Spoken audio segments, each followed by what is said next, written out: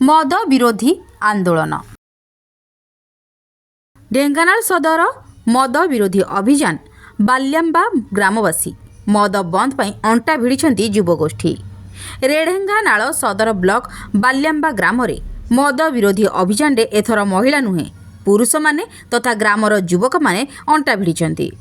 जिला प्रशासन और पुलिस प्रशासन को ए संपर्क में जणाइबा परे आज मध्याह्न 12टार ग्रामर शताधिक युवक माने प्लांकार्ड धरी मद विरोध में ग्रामर प्रति साही रे जन सचेतन करुछंती।